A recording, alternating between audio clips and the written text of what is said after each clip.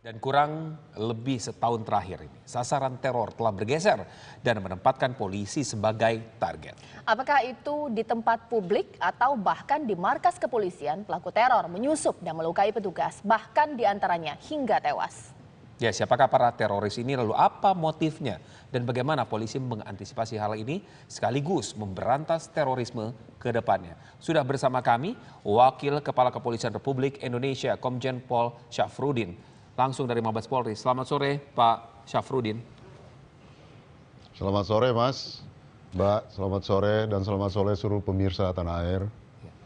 Assalamualaikum warahmatullahi wabarakatuh. Waalaikumsalam warahmatullahi wabarakatuh. Pak Syafruddin, kami ingin mengetahui dulu bagaimana perkembangan terbaru soal dari aksi penyerangan terhadap dua anggota BRIMOB kemarin, Pak. Bagaimana perkembangan? Apakah benar ini 100% pelaku ini adalah seorang pedagang kosmetik dan bernama Mulyadi, Pak? Ya betul, tadi malam pukul 20.00 terjadi penyerangan terhadap anggota Polri. Saya perlu garis bawahi, anggota Polri sedang melaksanakan sholat isya, ya Mas.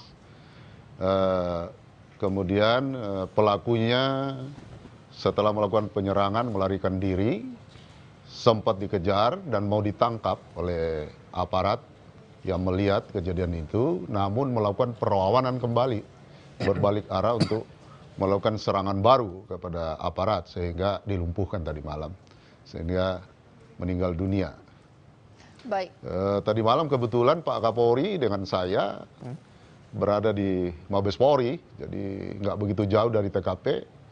Kami sedang rapat tadi malam membicarakan tentang perkembangan terorisme memang. Sehingga begitu kejadian Kapolri dan saya dan seluruh pejabat itu sudah langsung ke TKP pada kesempatan pertama.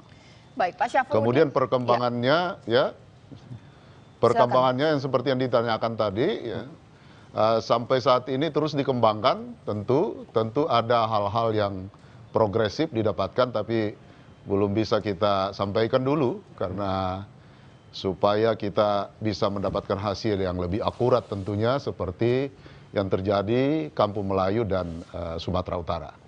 Pak Syafruddin, Mulyadi atau sang pelaku ini apakah baru pertama kali ke Masjid Falatehan atau mungkin beberapa orang sempat melihat beliau dan ada kecurigaan seperti itu? Bagaimana Pak Syafruddin? Ya, sedang dikembangkan dulu ya Mbak ya, tentang Mulyadi ini. Bisa saja Mulyadi ini adalah pintu masuk daripada serangan yang lebih besar ya. Sehingga bisa saja terjadi situasi yang lebih membahayakan, baik itu pintu masuknya institusi Polri, kemudian anggota-anggota Polri dan masyarakat tentunya, bukan hanya anggota Polri. Buktinya di Kampung Melayu itu yang diserang anggota Polri, korbannya masyarakat. Jadi tidak akan luput, korbannya itu adalah masyarakat itu sendiri. Pak Syafruddin, kalau kita melihat ini kan seolah bergeser Pak, bagaimana teror ini terjadi yang tadinya menyasar di tempat-tempat umum, publik. Tapi saat ini mereka jauh lebih spesifik Pak, aksi terornya langsung menuju ke polisi, mengacu kepada kejadian yang beruntun Pak ya, Polda Sumut, kemudian ke Kampung Melayu sebelumnya, dan kemudian saat ini tadi di Masjid Falatehan, di dekat dengan Mabes Polri. Bagaimana ini Pak polisi melihat, ini kan masyarakat juga, kalau polisi saja berhasil mereka dekati dan mereka teror seperti itu bahkan sampai dengan penikaman, bagaimana dengan masyarakat ini, bagaimana Pak melihat situasi seperti ini? Ya, begini Mas ya, saya ingin katakan bahwa terorisme saat ini itu pasti ya saya katakan diinspirasi oleh ISIS.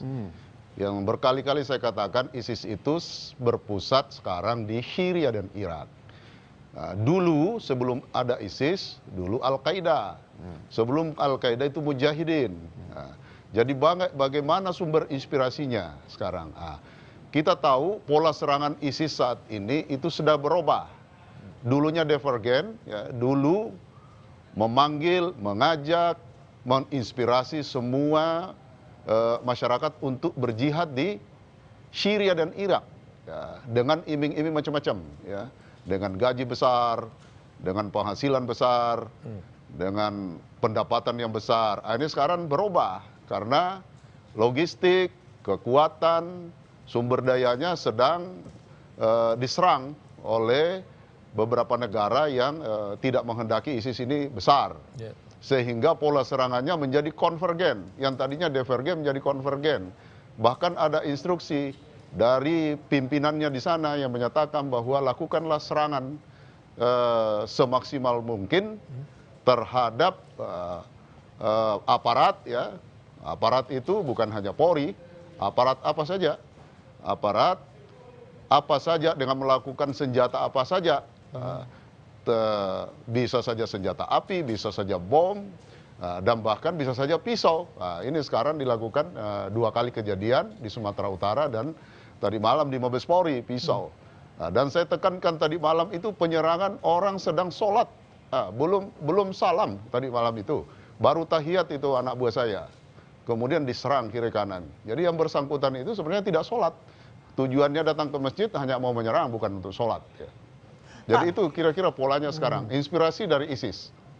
Baik, Pak Syafruddin, dengan kejadian sebelumnya 2 dan disasar juga adalah aparat kepolisian dari Kampung Melayu, Sumatera Utara. Seharusnya ada pembekalan untuk pengamanan diri sendiri, Pak, dari aparat kepolisian jika ini kemudian terjadi lagi, agar tidak terjadi lagi hal yang serupa, tapi kemudian terjadilah di Masjid Falatehan. Bagaimana institusi kepolisian melihatnya, Pak Syafruddin? Ya begini, Mbak. Kalau tentang pola pengamanan, pola memprotek diri itu sudah dilakukan semaksimal mungkin. Kalau mendengarkan apa yang saya katakan waktu saya berkunjung dalam rangka pengamanan Lebaran, baik itu di Gambir, di airport Soekarno-Hatta, saya sampaikan bahwa hati-hati dengan pengamanan mudik Lebaran. Saya sampaikan kepada seluruh jajaran Polri untuk melakukan body system. Kita sudah lakukan itu. Peralatan-peralatan memprotek diri individu sudah kita lakukan. Backup kekuatan sudah kita lakukan. Persenjataan sudah semuanya. Tapi ini orang lagi sholat sama orang yang lagi sedang tidur diserang. Jadi memang mencari pola-pola atau celah-celah yang tepat untuk melakukan serangan. Ini yang dilakukan oleh mereka. Pak Syafruddin, tadi kan Anda mengatakan bahwa ini sudah pasti terafiliasi oleh ISIS, Pak. Kemudian ini sudah ada menginspirasi mereka dan serangan mereka pun tadi kepada aparat. Aparat bisa siapa saja, bisa Polri, bisa TNI dan aparat lainnya, Pak. Bagaimana akhirnya, Pak, menjaga khususnya di tanah air di Indonesia, Pak, mengurangi dampak dari atau menahan gerakan-gerakan dari yang ISIS ini, Pak, anggota-anggota dari ISIS yang mereka berdiri sendiri, Pak, tidak berkelompok tapi bisa 1 orang per orang seperti itu, Pak. Ya, Mas. Jadi begini. Jadi dalam menanggulangi terorisme bukan hanya aparat keamanan, bukan hanya TNI dan Polri. Jadi sekarang ini sudah mewabah, ya, pola serangan dan sebagainya, rencana dan sebagainya sudah mereka lakukan, sehingga bangsa ini harus bersatu. Seluruh anak bangsa harus melawan ini semua. Saya apresiasi kepada seluruh masyarakat, ya, seluruh bangsa Indonesia saat ini, yang menjadikan kejadian tadi malam menjadi hashtag, ya, untuk memberikan dukungan kepada Polri dan seluruh aparat keamanan untuk tentunya menjaga stabilitas keamanan. Kalau ini kita tidak lakukan bersama-sama, terutama rekan-rekan media, seluruh masyarakat, seluruh anak bangsa untuk melawan ini semuanya dengan semua dorongan psikologi tentu untuk melakukan perlawanan ini, sehingga moral, ya, moral terutama moral masyarakat, ya, moral rakyat, moral aparat tentunya, dan seluruh anak bangsa harus mempunyai moral untuk melawan ini semua. Jadi tidak boleh kita pesimistis, tidak boleh kita lemah. Ini yang saya apresiasi. Hari ini luar biasa, dukungan besar sekali kepada aparat kepolisian khususnya dan aparat keamanan pada umumnya. Kita tahu ancaman itu semakin dekat, bukan hanya ancaman yang dilakukan oleh individu-individu kelompok, tapi sudah dilakukan ancaman yang besar. Sekarang gerakan ISIS sudah semakin dekat dengan kita, ada di Asia Tenggara, ada di Mindanao Selatan yang dikenal dengan kota Marawi sudah dikuasai ISIS. Sekarang sedang terjadi pertempuran besar antara pemerintah Filipina dan kelompok ISIS yang ada di Marawi. Ini juga kewaspadaan kita, ini dekat sekali. Bayangkan Marawi itu hanya bisa ditempuh 2,5 jam ke Pulau Siau yang ada di Sangihe Laut itu 2,5 jam dengan menggunakan kapal. Jadi dekat sekali dengan Indonesia. Ini yang perlu kita Bagaimana waspadai. Pak itu mengantisipasi itu kekhawatiran mereka akan seperti yang ada selebaran mereka mengancam dari Marawi mereka akan mudah masuk ke Indonesia ke tanah air. Bagaimana itu menjaga itu? Ini yang dilakukan oleh TNI dan Polri sekarang. Pasukan TNI ini sudah melakukan pergeseran besar-besaran untuk menghalang itu semua. Kita juga perkuatan Polri juga sudah kita kirim ke Sulawesi Utara, ke Maluku Utara, kemudian Kalimantan Utara. Semua perbatasan kita pertebal sekarang. Sehingga manakala mereka akan masuk ya, menyusup ke negara kita akan patahkan, kita akan lumpuhkan mereka. Baik, Pak Syafruddin, jika kejadian beruntun, 3 kali kejadian beruntun menyerang aparat kepolisian yang seharusnya memberikan rasa aman bagi kita masyarakat, tapi kemudian ini terjadi, menjadi pintu masuk Pak, RUU terorisme yang saat ini digodok di DPR agar menjadi undang-undang. Tapi kemudian pertanyaannya lagi, seberapa yakin kemudian kepolisian jika ada undang-undang terorisme ini, angka terorisme hilang atau semakin menurun angkanya? Bagaimana Pak Wakapolri melihatnya? Ya, insya Allah kalau itu terrealisir tentu kita harapkan untuk memperkuat ya, kewenangan aparat, memperkuat sumber daya manusia, memperkuat peralatan. Jadi undang-undangnya diarahkan ke sana, memperkuat koordinasi, memperkuat backup kekuatan tentunya. Backup kekuatan itu harapan Polri hanya ada satu-satunya dari TNI. Selain itu masyarakat itu sendiri. Jadi itu kira-kira yang kita harapkan.